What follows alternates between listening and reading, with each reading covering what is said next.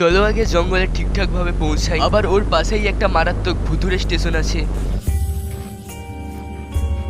অবশেষে অনেকটা জার্নি করার পর আমি আমাদের গ্রামের জঙ্গলে চলে এসেছি। দেখো বন্ধুরা, যেহেতু গাড়িটা আমি সকালবেলা রেখেছিলাম আর চারিদিকে এত অন্ধকার, বৃষ্টি পড়ছে, কিছু দেখতেই পাচ্ছি না, তারপরে তো আবার কাদা। চলো, যেহেতু জঙ্গলটা মস্ত বড়, কোথায় খুঁজবো বুঝতে পারছি না, কারোর সঙ্গে যদি দেখা হয়ে যায়। আচ্ছা দাঁড়াও এক সেকেন্ড। আরে ভাই হাতি মামা, মুখের কথা মুখে, এক্ষুনি হাতি মামার সঙ্গে দেখা হয়ে গেল আমার। আরে কি রে, এত রাত্রে এখানে কি করছিস? আরে দেখো না হাতি মামা, একটা মস্ত বড় বিপদে পড়ে গিয়েছি। কেমন কেমন বিপদ? আরে হাতি মামা, আমি এই জঙ্গলে না থার গাড়িটা ছেড়ে দিয়ে এসেছিলাম, বাট কোথায় রেখেছি খুঁজে পাচ্ছি না। আচ্ছা ভাগ্নে, থার গাড়িটা কি হোয়াইট কালারের? হ্যাঁ হ্যাঁ হ্যাঁ, তুমি কি করে জানলে? ওইদিকে আছে, ওইদিকে চলে যা। এইদিকে আমার থার গাড়িটা আছে? কি বললো হাতি মামা? আরে আরে, ওই তো আমার থার গাড়িটা।